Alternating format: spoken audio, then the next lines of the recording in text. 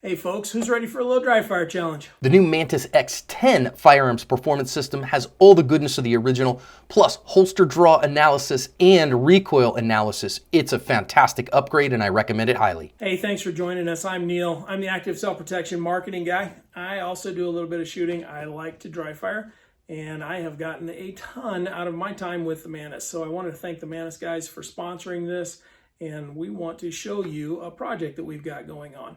You've heard us talk about it a little bit on the channel. You've seen a video with myself and Mrs. Asp.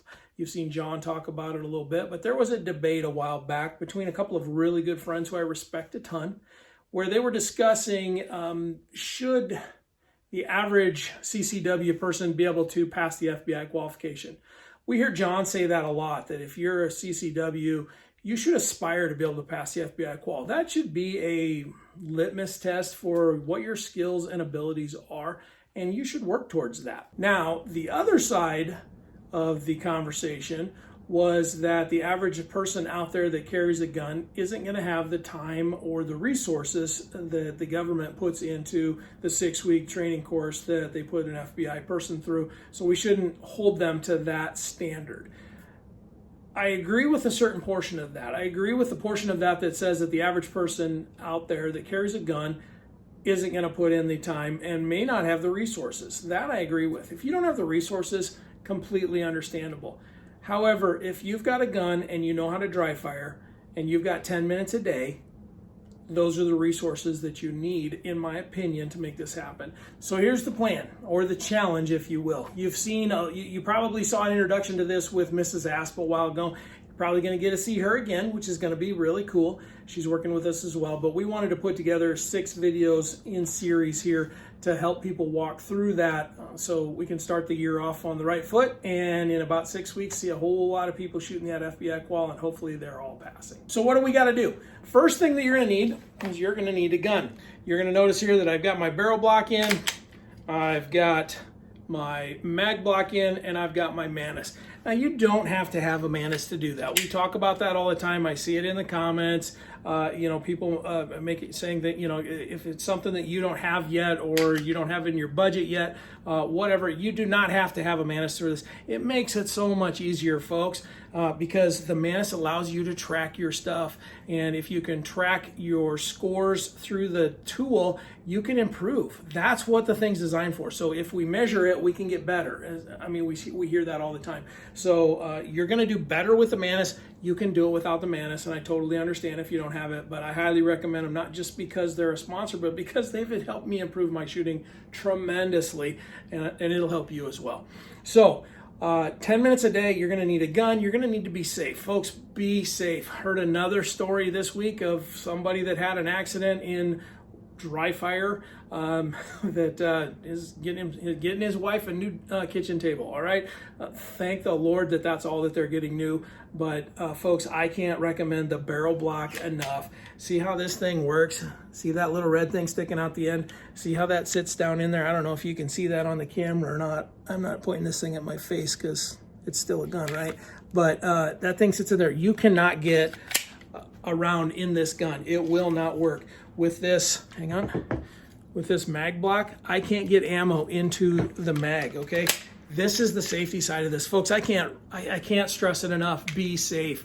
Don't take chances with this. You've got neighbors on the other side of the wall. You've got kids down the hallway. You've got things going on. You have to protect them. Be safe, please. So that's the biggest thing that you'll hear from me is be safe while you're doing this.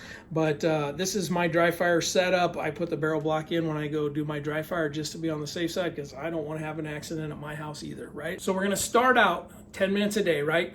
The first thing that you're going to do is you're going to set your benchmark so you can see where it is that you're starting at. You've got a starting point. Where are you going to go from there? You're going to go up? You're going to go down? I don't know. Hopefully you go up if you follow the program.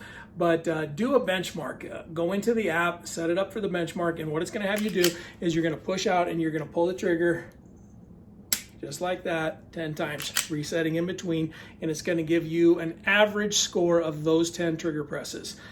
Remember, point the muzzle down as you're resetting so that keeps the Mantis from calling that a shot, because that will jack up your thing. If you do one of these and it counts it, that kind of messes up the average.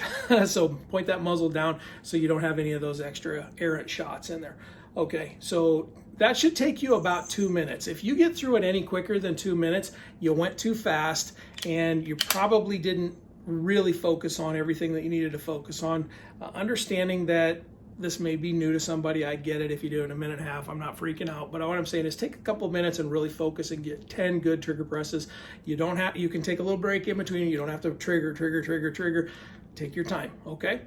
Now, once you've got 2 minutes of that, what you're gonna do is you're gonna go into the open training portion of the app and you're gonna spend 8 minutes pulling the trigger. Just push out, think about your grip, think about your pinkies, think about everything that we talk about all the time, your stance, your shoulders, your hips.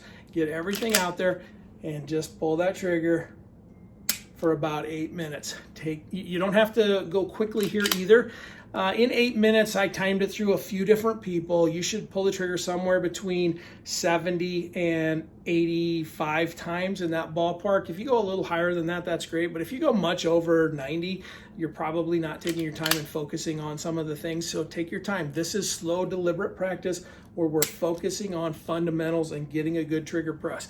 That's the number one thing. When you start shooting live, if you can't get a good trigger press, you're sure not going to hit down there. So all the rest of the drills are going to be, we're going to build on sand, not on solid ground. So let's get a foundation, okay?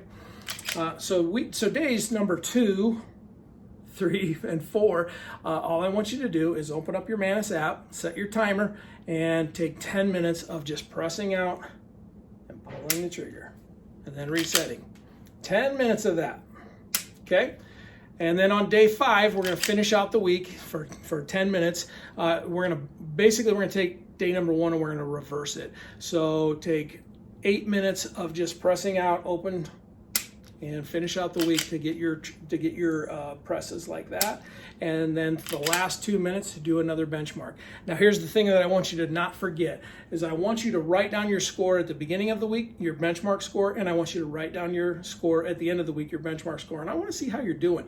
Come join us on the ASP Dry Fire Challenge page on Facebook, and post some pictures up there. That's a good group. There's about 1,200 and some odd people that are in that group. Some real high-end shooters that are happy to converse with all the rest of us mere mortals, and have really helped me a lot there as well. So come talk with us there. Share your questions, share your thoughts, share your challenges, share your successes, and let's go have some fun with this. This is week 1. We got 5 more of these to go, so don't burn yourself out. I know there's some folks out there that are real go-getters that are gonna want to go out and pull the trigger 500, 600, 700 times this week and really get into this thing, because if a little's good, a lot is better. Maybe. We'll talk about that more as we go on. But when this is all said and done, you should pull the trigger somewhere in the neighborhood of 350 to 450 times. Somewhere in that ballpark should be about your amount. That's good enough for week number 1. It's a great place to start, and we're going to build from that. You'll pull the trigger a lot before this is all said and done. And the point of this isn't that you go out and overachieve and do this. The point of this is that in 10 minutes a day of dry fire, you can get the skills you need to pass the FBI qualification or any other one that's out there. This isn't going to be the last one of these, so trust me, we're going to have some fun with this. So I appreciate you joining me. Guys, be safe. Please be safe as we do this, and I'll see you next week for round number 2. Take care.